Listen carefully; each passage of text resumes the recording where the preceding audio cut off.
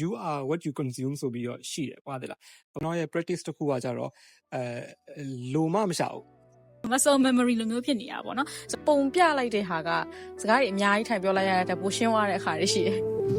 Clock strikes 6, but the game's not done. Phones keep buzzing, we're still on the run. Ideas collide like stars in a jar. Chasing deadlines, chasing who we are. Accounts after hours, the grind gets real. Sweat turns to sparks. Let's be real. We're more than suits. We're minds on fire. Climbing higher, chasing higher. Hello မင်္ဂလာပါ accounts after hours ကနေပြီးတော့ပြန်ပြီးတော့ကြိုဆိုလိုက်ပါတယ်အဲ့တော့ still our special guest is here ကိုရှိကိုလည်းဒီ episode မှာဆက်ပြီးတော့ရှိနေပါသေးတယ်အဲ့တော့ trade တို့အများကြီးမိတ်မဆက်တော့ဘူးเนาะအဲ့တော့ဆက်ပြီးတော့ပဲကိုတွေရဲ့စကားပြော session လေးကိုတန်းပြီးတော့တွားလိုက်ကြမယ်အဲ့တော့မေးစရာတွေအများကြီးပဲပြောလို့ရှိရင်မကုန်ဘူးကိုရှိကိုမေးစရာတွေကပေါ့နော်ဟုတ်ဆိုတော့ဟိုရုံးမှာကြတော့ brief တွေပေးတယ်brief over brief တွေထပ်လာတယ်ဆိုတော့အဲ့ဒီ conversation နဲ့မှာပဲအမြဲတမ်း stuck ဖြစ်နေတာပေါ့နော်အဲ့တော့ဟိုကိုရှိကိုအခုလုပ်နေတဲ့ဒီ online မှာလုပ်နေတဲ့ work တွေကလည်းအရင် inspiring ဆိုလို့ရှိရင်အဲ့ဒါကိုဘယ်လိုလုပ်လဲဆိုတာကိုလည်းဟို all တို့အနေနဲ့လည်းသိချင်တာရှိတယ်ပေါ့နော်ဘာလို့ခါကြအောင်ရှင်လဲ client တွေကို creative ကိုစားရှင်းပြတဲ့အချိန်မှာဒါမျိုး knowledge လေးရှိနေနည်းနည်းအဲ့ဒီစကလုံးတွေသုံးလို့ရှိရင်ပို့ပြီးတော့ convincing ဖြစ်တယ်လို့ခံစားရတယ်ပေါ့နော်အဲ့တော့ first question ကအဲ့လိုမျိုး campaign တွေအဲ့လို idea တွေရဖို့အတွက်ကိုပေါ့နော်ပြောရင် inspiration လိုက်ရှာတယ်ပေါ့အဲ့ဒါမျိုးဆိုဘယ်လိုမျိုးလုပ်ဖြစ်လဲဒီ after hours တွေမှာဆိုတော့ inspiration ရှာတဲ့ဟာမျိုးပေါ့နော်အဲ့တော့ဟိုတခုကကျွန်တော်ရဲ့ practice တခုကကြတော့လိုမှမရှာဘူးဟိုမှာ brief လာတော့မှရှာတာမျိုးဆိုတာရှားတယ်ပေါ့နော်ဘာလို့ဆိုတော့အချိန်မရဘူးသိရမလားဘာလို့ဆိုတော့သိရမှာအချိန်တခုဘာလို့ဆိုတော့ campaign တွေအများကြီး run နေရတာပါသလားအဲ့မှာထိုင်ပြီးတော့အဲ့လိုမျိုးစိတ်ပြေးတပြေးဟို website ဝင်လိုက်ဒီ website ဝင်လိုက်ဆိုပြီးတော့ရှာဖို့ကအချိန်မရဘူးပေါ့နော်အဲ့တော့ဘာလို့ ရလဲဆိုတော့ feed လုပ်ရတယ်feed လုပ်ရတယ်ပေါ့နော် feed လုပ်တယ်ပြီးတော့ like ကြည့်ရတယ်ပေါ့နော် like ကြည့်တယ်သူများ campaigns တွေ run ထားတာတွေ global campaign တွေဘယ်လိုမျိုးတွေလုပ်ထားတာလဲ ideas တွေဘယ် page တွေရတော့ဘာတွေလုပ်နေလဲဆိုတဲ့ဟာမျိုးပေါ့နော်အဲ့တော့ like ကြည့်တာတကယ်ကောင်းတဲ့ creative တွေဆိုလို့ရှိရင်ကွာဟို memory ထဲမှာကြံ့နေပြန်ပေါ်တယ်ကိုယ်သာကွာအဲ့လိုစဉ်းစားရင်သာမထွက်တာဒါပေမဲ့တိုက်ဆိုင်သွားပြီဆိုလို့ရှိရင်ဖက်ခနဲ့ပေါ်လာတိလားအဲ့တော့ဘာလို့ရမှာဆိုတော့အရေးကြီးဆုံးက consume လုပ်နေရမှာပေါ့နော်တခါကြာရင်ကိုရီးယားဟို consume လုပ်ဖို့မေ့နေရမျိုးရှိတယ်ကွာဟိုဖြစ်နိုင်တာကဟိုဒီကိုယ့်အလုပ်တွေနဲ့ရှုပ်နေတာမျိုးတို့ဒါမှမဟုတ်လို့ရှိရင်ကွာတကူးတကားကြီးသွားမကြည့်ဖြစ်ဘူးကွာဘာ campaign တွေ run နေလဲဘယ်လိုမျိုးကြော်ညာတွေတက်နေလဲသွားမကြည့်ဖြစ်ပေါ့နော် feed မှာပေါ်လာတာတော့ပဲကြည့်ဖြစ်တာပေါ့နော်အဲ့တော့ consume လုပ်တာနည်းတယ်ဆိုလို့ရှိရင်ကြတော့အဲ့နေရာမှာဘာလဲဆိုတော့ဟိုကိုကကြိုက်တဲ့ campaign တစ်ခု idea ကောင်းကောင်းတစ်ခုစဉ်းစားဖို့ဆိုရင်အချိန်ပေးရပြီပေါ့နော်အဲ့တော့ဟိုပါပေါ့တစ်ခါကိုတစ်ခုတွေ့ဘူးလားပေါ့နော် you are what you consume ဆိုပြီးတော့ရှိတယ်ကွာတဲ့လားဟို you think what you consume ဆိုတဲ့ပုံစံမျိုးပေါ့နော်အဲ့တော့ကိုဘာကို consume လုပ်လဲအဲ့ဒါမျိုးပဲပြတ်ထွက်တယ်သိကြတယ်အဲ့တော့ကိုကအဲ့လိုမျိုးမှထားပါတော့Disney နဲ့ပတ်သက်ပြီးတော့အဲ့ဒီ world building အတွက်ကိုကွာသိရမလားကိုကအဲ့ထဲမှာကျင်လည်နေတယ်အဲ့ character တွေနဲ့နှီးစက်တယ်ရင်းနှီးတယ်ဆိုလို့ရှိရင်ကွာကိုစဉ်းစားတဲ့ idea အများစုကအဲ့ဒီကနေပြီး reference တွေလာတာအဲ့တော့ဒါမှမဟုတ်ကိုက anime ကြည့်တယ်ဒါမှမဟုတ်လို့ရှိရင်ကိုက action movies ကြည့်တယ်ဒါမှမဟုတ်ကိုကစာဖတ်တယ်တင်မှာမြန်မာစာအုပ်တွေရှိတယ်လေအဲ့လိုမျိုးစောင်းပါတို့ကြပြာတို့ဖတ်တယ်ဆိုလို့ရှိရင်ကိုရေးတဲ့ copy မှာအဲ့ဒါတွေက reflect ပြန်ဖြစ်တယ်မတိစိတ်ကနေဖြစ်တာပေါ့နော်အဲ့တော့ name 1ကတော့ consume လုပ်ဖို့လိုတယ်ဘယ်နေရာကနေပြီးတော့ဘယ်မဆို consume လုပ်ဖို့လိုတယ်ပေါ့နော် consume လုပ်ပါပေါ့နော်အဲ့တော့နောက်တစ်ခုကကြတော့ consume လုပ်ပြီးသွားလို့ရှိရင်အဲ့ဒါကြီးကိုမမေ့ပြစ်လိုက်နဲ့ပေါ့နော်မမေ့ပြစ်လိုက်နဲ့ဆိုတာ save ထားဖို့လိုတယ် Facebook မှာဆိုလို့ရှိရင်လည်းဟိုလို save button ရှိတယ် save ထားတရား YouTube ရှိရဆိုလို့ရှိရင်လည်း save ထားဒီမှာကောင်းတဲ့ဟာတွေ့ရလို့ရှိရင် save ထားအဲ့တော့တခုခုစဉ်းစားဖို့လိုလာပြီဆိုလို့ရှိရင်အဲ့ folder ကြီးတွေကိုအခုဆိုလို့ရှိရင်ဟောလားဖက်ကနေပြီးသွားလိုက်တယ်ရှိရကွာအခု900 1000ရှိရကွာအဲ့ထဲမှာသိရမလားဖက်ကနေ scan ဖတ်လိုက်တယ်ကွာဘယ်ဟာနဲ့ဆိုလို့ရှိရင်တော့ဘယ်လိုတုံးမျိုးနဲ့လိုက်တယ်ပေါ့အဲ့ဆိုလို့ရှိရင်ကအများကြီးလိုက်ရှာစရာမလိုဘူးပေါ့နော်ဆိုတော့အဲ့လိုမျိုး save ထားပြီးတော့လို့ရှိရင်ပြန်ပြီးတော့ apply လုပ်ပေါ့နော်ဆိုတော့ဒါကတော့ basic ပေါ့နော် basic အခုမှcreative တွေအခုမှစပြီးတော့ဒီ campaign တွေ handle လုပ်ရတော့မယ်ဒါမှမဟုတ်လို့ရှိရင် content တွေစပြီးတော့မှ explore လုပ်နေရဆိုလို့ရှိရင်ဒါဒီ practice လေးလုပ်ကြည့်ပေါ့နော်အဲ့တော့ဟိုဘယ်နာမှာရှိလဲဟိုဘယ်လို content မျိုးကကောင်းလဲဆိုတာကတော့ဟိုရှာရင်းနဲ့တွေ့လာမယ်ပေါ့နော်ဘာလို့တယောက်နဲ့တယောက် taste မတူဘူးပေါ့နော်မတူတော့အဲ့လိုမျိုး Pinterest တွေဟိုမှာ Facebook Instagram တိုက်တဲ့နေရာမှာရှာဒါပေမဲ့ အမြဲတမ်းအဲ့လိုမျိုး search လုပ်နေဖို့လိုတယ်ပေါ့နော်အဲ့လိုအလုံးမရှိတယ်လုပ်နေကျွန်တော်ဆိုလို့ရှိရင်သိရမလားအဲ့လိုမျိုးရှောက်ကိုကိုလည်းဖန်တီးရဆိုတာထက်လုတ်ပြီးတော့တင်တယ်ပေါ့နော်အဲ့လို client work ဟုတ်မဟုတ်တင်ပါကြိုက်တဲ့ဟာမျိုးဆိုလို့ရှိရင်ကိုကိုလုတ်ပြီးတော့တင်လိုက်တာပဲပေါ့နော်အဲ့တော့အဲ့လိုမျိုး practice လုပ်ပါများလေကိုယ့်ရဲ့ work process ကမြန်လာလေပေါ့နော်အဲ့လိုမျိုးအများကြီးစဉ်းစားစရာမလိုတော့ဘူးပေါ့ဆိုတော့ yeah အဲ့လိုမျိုးလေးတော့လုပ်ဖြစ်ပါတယ်ဟုတ်ဆိုတော့အဲ့ဒီအပိုင်းတွေကလေတကယ်ကတော့ပမာသွားပြီးသိတာလဲဆိုတော့အဲ့လိုမျိုးလေ pitch deck တွေပြီးသွားလို့ရှင် strategy deck တွေထွက်လာပြီဆိုလို့ရှင်အဲ့ထဲမှာထည့်ထားတဲ့ reference တွေကတော်တော်လေးနီးစပ်တဲ့ဟာမျိုးတွေပေါ့ဒါပါတော့အခု recently ဆိုလို့ရှင်တော့မှဒီ music project ပါညာဆိုလို့ရှင်လေထည့်ပေးလိုက်တဲ့ reference ကလိုချင်တဲ့တုံးနဲ့အရင်ကိုက်နေတာမျိုးနီးစပ်နေတာမျိုးဆိုတော့အခုမှအဲ့ဒီလိုမျိုးအဖြေတွေကိုပြန်သိရတာပေါ့နော်ဘာလို့လဲဆိုတော့ဒီလိုမျိုး account တွေပါနေအနေနဲ့ကကြတော့ pitch တွေပါdeck တွေ prepare လုပ်တာတွေဆိုလို့ရှင်ကို team ကဘာကိုရောင်းမှာလဲကိုရီးယားဘာကို plan မှာလဲ next step ကဘာဆက်လုပ်ရမှာလဲဆိုတာတွေ win scam လုပ်ရတဲ့ဟာရှိတာ哦ဆိုတော့အနည်းဆက်ဆုံးတခုခုပေါ့နော်အကိုရေးဒါလိုချင်တယ်ဒီလိုပုံစံမျိုးလေးတော့သဘောကျမယ်နဲ့တူတယ် client ကထည့်ချင်တယ်ဆိုလို့ရှင်အနည်းဆက်ဆုံးပေါ့နော်လုံထားတာမဟုတ်ဘဲနဲ့ reference တွေပဲထွက်လာတဲ့ဟာမျိုးတွေလည်းတွေ့ရတယ်ပေါ့နော်ဆိုတော့အခုမှဒီဟာဒါကြောင့်ဒီလိုမျိုးဖြစ်လာတာလားဆိုတော့ဟာနည်းနည်း connect မိသွားတယ်ပေါ့ဟုတ်တယ်အဲ့လို consume လုပ်နေသူ့လိုထွက်တယ်ဆိုတဲ့ဟာတော့တကယ်လက်တွေ့ကိုယ်တိုင်လည်းအဲ့လိုမျိုးဖြစ်ဖူးတယ်ပေါ့နော်ဘာလို့လဲဆိုတော့တို့ကြတော့အဲ့လိုမျိုး campaign တွေပါတော့မဟုတ်ဘူးပေါ့နော်ဒါပေမဲ့ဒီ project တွေအများကြီးလုပ်ရပြီးတော့ problem တွေအများကြီးတွေ့တဲ့ဟာပေါ့နော်ဆိုတော့ problem over problem ပေါ့နော်ဒါပေမဲ့နောက်တချို့ problem တွေကျတော့လည်း repeatedly တူလာpattern တွေပေါ့နော်ဒါ creative မှာထွက်တာတဲ့အဲ့လိုမျိုး client service နဲ့တူတဲ့ ground လေးတွေကိုနည်းနည်း share လုပ်ပေးချင်တာပေါ့နော်ဘာလို့ဆိုတော့အရှိ project မှာဒါမျိုးဖြစ်ဖူးတယ်အဲ့မှာ solution တစ်ခုရသွားတယ်နောက် project ရောက်လို့ရှိရင်လည်းအဲ့လိုမျိုး problem ထပ်တွေ့ရဆိုလို့ရှိရင်ဖက်ခနဲထွက်တယ်အကောင်းနဲ့ဒါဆိုကဒီလိုမျိုးလုပ်ရမှာဒီလို handle ရမှာဒီ client ဒါမျိုးပြောရမှာအဲ့လိုမျိုးပေါ့နော် muscle memory လိုမျိုးဖြစ်နေတာပေါ့နော်ဆိုအဲ့ဒါကအဲ့ဒီ practice က creative အတွက်ကော client service အတွက်ကောမှန်တယ်လို့ယူဆရတယ်ပေါ့နော်အဲ့တော့ကိုချစ်ကိုအဲ့လိုမျိုးအများတန်းconsume လုပ်နေရဆိုတော့feed မှာထွက်တာကတော့ကိုရီကြည့်တဲ့သူရဲ့ preference အပေါ်မူတည်ပြီးတော့ဒီ algorithm တွေကတော့ပြတာပေါ့နော်အဲ့တော့any other နေရာတွေမှာကြည့်သေးလားဒီ feed ပြင်ဘယ်နေရာတွေမှာ inspiration အဲ့လိုမျိုး save လုပ်သေးလဲအဲ့တော့သူ့ content နဲ့သူပေါ့နော်နေရာတော့မတူပေါ့ကိုကစလုပ်မယ်ခုမှဒီ creative therapy ကိုစဝင်မယ်ပေါ့နော်အဲ့တော့ကိုကဘယ်နေရာမှာ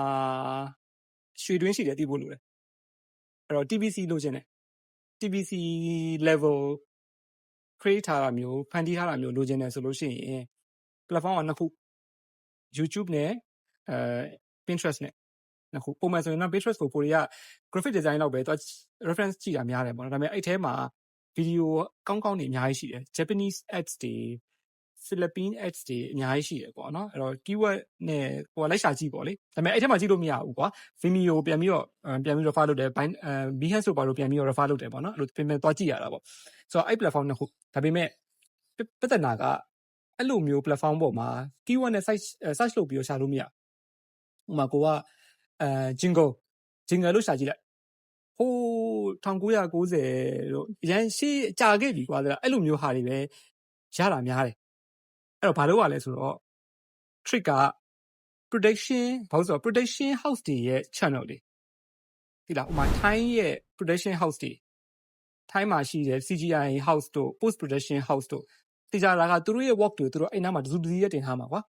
ဒီလားမြန်မာပဲဖြစ်ဖြစ်ဖိလစ်ပင်းကပဲဖြစ်ဖြစ်စင်ကာပူကပဲဖြစ်ဖြစ်production house တွေကိုကိုယ်သိဖို့လိုတယ်အဲ့တော့အဲ့ production house ရဲ့ channel တွေရောက်သွားပြီဆိုလို့ရှိရင်သူတို့လုပ်ခဲ့တဲ့ဟာ20-30ရှိတယ်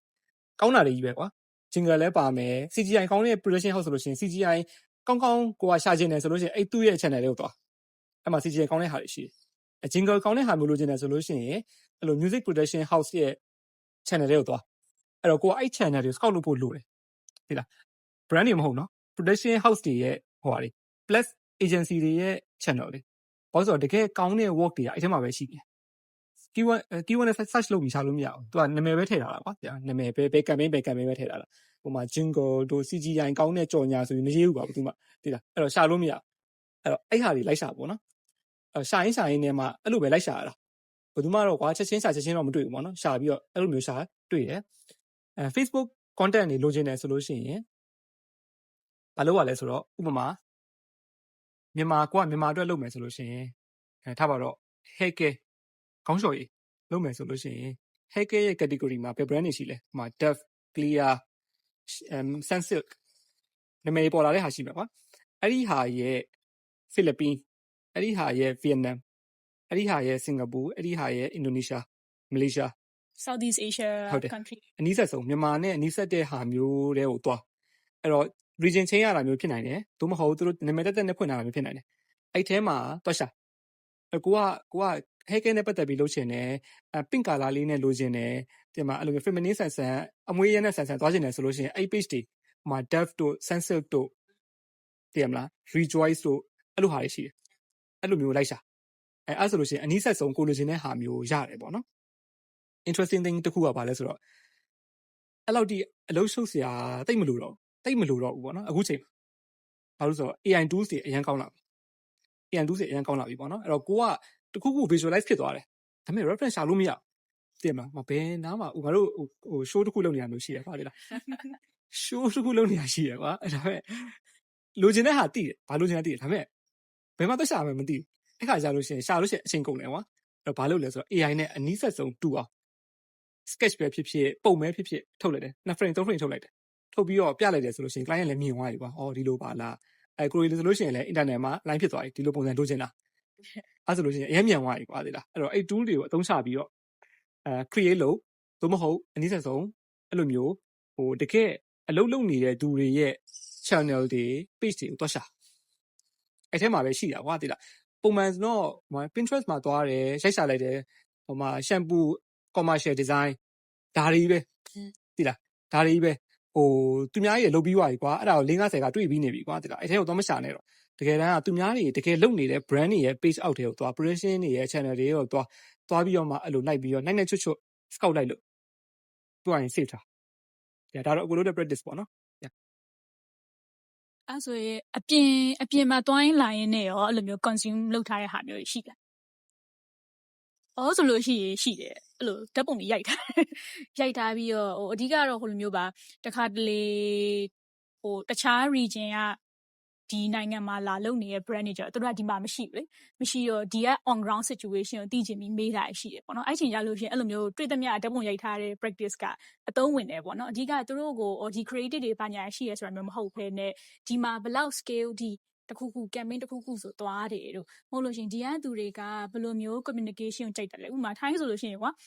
စပြီးတော့ campaign ကတောက်လျှောက်360 711အစ MRT အစုံအကုန်လုံးပေါ့နော်အဲ့ဒါမျိုးတွေ order ဒီပြန်ပြီးတော့သူတို့ပြောပြရတာတွေဟာရှိရပေါ့နော်အဲ့ညလို့ရှင်တိုင်းဓာတ်ပုံတွေကအသုံးဝင်နေပေါ့အခုချက်ကိုဆိုလို့ရှင်လည်းအခုတွိုင်းလာရင်လည်းအဲ့လိုမျိုးသဘောကျတဲ့ဟာတွေတွေ့ရင်ရောအဲ့လို consume လုပ်ဖြစ်တာမျိုးရှိတယ်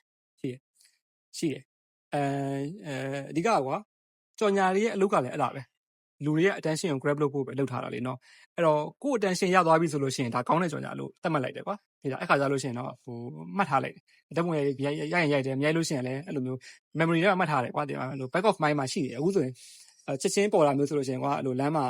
3D ဥစားရလေဟိုCGI ပုံစံမျိုးတွေကွာလို့ဘောင်လေးခတ်ထားပြီးတော့ဘောင်တွေကအပြင်ကိုထွက်လာတဲ့ဟာမျိုးတွေဆိုလို့ရှိရင်တွေ့နေရတယ်ပေါ့နော်ဆိုတော့ဓာတ်ပုံတော့မရိုက်ထားဘူးဒါပေမဲ့အဲ့လို back of mind မှာမြင်မှာများတော့သိရမလားဒီလိုမျိုးလုပ်လို့ရပါလားဆိုတဲ့ဟာမျိုးတွေရှိနေရပေါ့နော်တကယ်လို့ကိုကြော်ညာကို notice မဖြစ်ဘူးဆိုလို့ရှိရင်ကြတော့ကိုကအဲ့လိုမျိုး notice မဖြစ်တော့အောင်မကောင်းဘူးဆိုလို့ရှိရင်ကြတော့အဲ့ဒါကြီးသိပြီးတော့မစင်တာဘူးပေါ့နော် stand out ဖြစ်နေတယ်တခုခုအဲ့လိုမျိုးကောင်းနေတယ်ဘယ် brand နဲ့တော့ like လောက်မယ်ဆိုထင်တဲ့ဟာတွေအရင်တော့တွေ့သမျှဟာအကုန်လုံးမှတ်တယ်စတဲ့အချိန်ပေါ့နော်တွေ့သမျှဟာဘာလို့ဆိုတော့အဲ့ချိန်တော့ကိုတော့ကအကုန်လုံးအစ်စ်တွေပဲသိရမလားဒါပေမဲ့အချိန်တစ်ခုကြာလာတဲ့နောက်ပိုင်းမှာဒီဟာကbasic ပဲသိရမလားဒီဟာကတော့ဈာထဲမှာလေ ordinary ကလုပ်တဲ့ဟာလေးမြင်လားမသိဘူးအဖြူရောင်ထဲမှာလေအဲ့လိုစပင်းလို့ဘာလို့အဲ့ဒါကိုကွာ zoom ဆွဲပြီးရိုက်ပြထားတဲ့ဟာလေးကွာဘာမှမပါဘူး plain လုံးဝ background အဖြူမှာအဲ့ဟာလေးကိုပဲစပင်းလားဘာလဲမသိဘူးကွာတခြားတော့မသိအဲ့လိုဟာမျိုးပေါ့နော်ဆိုတော့ဒါမျိုးဆိုရှင်က stand out ဖြစ်တယ်ဟို unique ဖြစ်တယ်အဲ့လိုမျိုးပေါ့နော်ဆိုတော့လိုမျိုး stand out အဲ့လို mic တဲ့ဟာတွေကိုပဲconsume လုပ်ဖြစ်တာများတယ်ပေါ့နော်ကျန်တဲ့ဟာတွေကဖက်ကနေမြင်လိုက်တယ်ဒါပေမဲ့လည်းnothing special ပေါ့ကြော်သွားလိုက်တယ်ပေါ့နော်ဆိုတော့ yeah အဲ့လိုမျိုးပေါ့လက်ရှိအခြေအနေပေါ့နော်ပြီးဆိုရင်ရော share စရာရှိတယ် ပါရှိပြစ်လဲလိုမျိုးပေါ့နော်ဒီဘယ်လိုလဲဆိုတော့အဓိကတစ်ခါကြောက်လို့ရှိရင် client နဲ့ communicate လုပ်တဲ့အခါကြောက်လို့ရှိရင်ကွာပုံပြလိုက်တဲ့ဟာကစကားတွေအများကြီးထိုင်ပြောလိုက်ရတဲ့ပိုရှင်းသွားတဲ့အခါတွေရှိတယ်အဲ့တော့အနည်းဆက်ဆုံး reference တွေရှာရတဲ့ဟာလည်းတစ်လုံးဖြစ်တယ်ပေါ့နော်ဆိုတော့အခုအရင်ပြီးခဲ့တဲ့ရက်ကပေါ့နော်ပြီးခဲ့တဲ့ရက်ကဆို pizza ဟို company တစ်ခုကနေပြီးတော့သူကဘယ်လိုလဲဆိုတော့သူ့ရဲ့ထိုင်း company ပေါ့နော်ပြီးရထိုင်းစကားတွေပါနားလေသူမဟုတ်ဘူးဒါပေမဲ့ तू ကကွာသူ့ရဲ့ visual ကပီဇာဘူးအကြီးတဲမှာပီဇာတေးသေးလေးထည့်ထားတာအဲ့တော့ဘာလဲဆိုတော့ तू ကစိတ်ဝင်စားသွားတယ်အဲ့ဒါကိုကြည့်လိုက်တော့စိတ်ဝင်စားတကယ်တမ်းလဲဘာလဲဆိုတော့ तू က campaign လုပ်နေတာဟိုဘယ်လိုပြောမလဲဟိုသူ့ရဲ့ဒီ copy อ่ะပေါ့နော် copy อ่ะ zoom ဆွဲကြည့်ရလုံးလို့မျက်နှာတော့ဟိုမျက်လုံးတော့နာရတယ်ပေါ့ပြီးသွားလို့ရှိရင်ဒီအထဲမှာဒါဘာပီဇာလဲဆိုတော့ comment မှန်ပေးခဲ့ပေါ့ it just ဟိုအရင်ရိုးလေးပေါ့နော်ရိုးလေး static image တစ်ခုပဲဒါပေမဲ့ဘာလဲဆိုတော့သူတို့ကဒီလိုဟာမျိုးလောက်တာပဲဆိုတော့ attention မျိုးရပါတယ်ပေါ့နော်အဲ့လိုဟာမျိုးလေးဆိုကိုကဟိုစုထားဟိုဘယ်လိုပြောမလဲ save ထားတာမျိုးလို့သိရမလားအနောက်ကလည်းသွားပြီးတော့ဟိုဘယ်လိုမျိုး translate တွေလုပ်ပြီးတော့ဖတ်ထားကြည့်ရမျိုး client ကိုသွားပြီးတော့ suggest လုပ်တာမျိုးအခုဆိုဒီမှာဆိုရင်၄ယောက်တည်းအရင်ကစားကြတယ်အဲ့တော့သိရမလား client ကိုလေနည်းနည်း creative ဖြစ်တာမျိုးလေးဆိုအမှဒါမျိုးလေးလုပ်ကြည့်ပါလားအဲ့လိုမျိုးအတွက်ကိုပေါ့နော်ဟိုပုံလေးတွေပြပြီးတော့ပြောတာမျိုးတွေလုပ်ဖြစ်တယ်ပေါ့အဲ့အတွက်ဒီလမ်းမှာတွေ့နေတဲ့ဟာမျိုးတွေခါကြောက်လို့ရှင်ကိုက online မှာတွေ့ရမျိုးတွေခါကျကိုအတိတွေက share ထားတဲ့ဟာမျိုးတွေဆိုလို့ရှင် save ထားပြစ်တယ်ကြုံရင်ကြုံသူလိုမျိုးနည်းနည်းပြန်ပြီးတော့ဟိုပြပြပြစ်တယ်ပေါ့နော်ဒီနောက်ပိုင်းဆက်လုပ်တယ်မလုပ်ဘူးသူတို့နဲ့ကြိုက်တယ်မကြိုက်ဘူးဆိုတာတော့ brand back ကတော့အတိဆုံးပေါ့ဒါပေမဲ့လည်းကိုယ့်ဘက်ကနေပြီးတော့ပေါ့နော်ဒါမျိုးကတော့အသစ်ဖြစ်နေပြီဒါမျိုးကတော့လုပ်နေကြတယ်ကိုယ်လည်း try ကြည့်လို့ရတယ်ဆိုတာမျိုးလေးတော့ share ပြစ်တယ် team လေးကိုအခုကိုချစ်ကို share သွားတဲ့ practice ကပေါ့နော်ဟိုအခုမှဒီလိုမျိုးဘယ်လိုခေါ်မလဲ campaign တွေလုပ်ဖို့ strategy ဆွဲဖို့လုပ်နေတဲ့ creative တွေပဲမဟုတ်ဘူးပေါ့နော် client service တွေအတွက်လည်းအရန်ဘယ်လိုခေါ်မလဲ develop လုပ်ထားတဲ့ဟိုဟာတစ်ခု skill တစ်ခုလိုမျိုးဖြစ်တယ်ပေါ့နော်ဘာလို့လဲဆိုတော့ဟိုတခါကြရင်အဲ့ဒါလေ unconsciously ကိုလုပ်ဖြစ်တာဟိုဒါပေမဲ့အေးဟုတ်တယ်ကြိုက်တယ်အကုန် save ထားတယ်ခေါင်းထဲမှာမှတ်ထားတယ်ဆိုတဲ့ဟာတခါကျရင်ဒီ career ကိုဒီလိုမျိုးဟို job nature ကိုကြိုက်လို့ဟိုတတ်သူအုံနောက်ကကိုလိုချင်းနဲ့မှတ်နေတာမျိုးတွေပေါ့နော်ဒါပေမဲ့ဟိုအကယ်အဲ့လောက်ထိဟိုမဖြစ်သေးဘူးဆိုလို့ရှိရင်လည်းဒီလိုမျိုး habit တစ်ခုဖြစ်အောင်လို့အကုန်လုံး develop လုပ်တင်တယ်လို့ထင်တယ်အခုကိုချစ်ကိုဆိုလို့ရှိရင်လည်းအများကြီး share ပေးသွားတယ်ပေါ့နော်ဟိုplatform တွေအပြင်ဟိုမှာဘယ်နေရာတွေကနေပြီးတော့ pick up လုပ်တဲ့နေဆိုတဲ့ဟာတွေပေါ့နော်ဆိုတော့ဒါတွေက very valuable insights တွေဖြစ်တယ်အဲ့တော့အဲ့ practice တွေကို client service တွေရောပြီးတော့ဒီ creative တွေရောအကုန်လုံးpick up လုပ်ပြီးတော့မှပိုကောင်းတဲ့ campaign တွေအများကြီးထုတ်လာနိုင်မယ်လို့လည်းယုံကြည်သလိုအဲ့လိုမျိုးကောင်းတဲ့ campaign တွေထုတ်ပေးနေတဲ့အတွက်ကြောင့်မလို့ပေါ့နော် client service တွေကလည်းခုနလို friction point တွေအကုန်လုံးကိုဖယ်ပြီးတော့မှconvince လုပ်ပေးနိုင်မယ်လို့ယုံကြည်ပါတယ်အဲ့တော့ဒီ episode ကလည်းအားလုံးအတွက်ချိန်ပေးရကြုံနဲ့မယ်လို့ယုံကြည်ပါတယ် and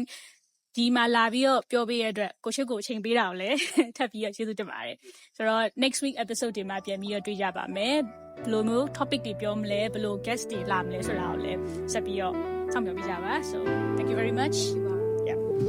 Clock strikes 6, but the game's not done. Phones keep buzzing, we're still on the run. Ideas collide like stars in a jar. Chasing deadlines, chasing who we are. Accounts after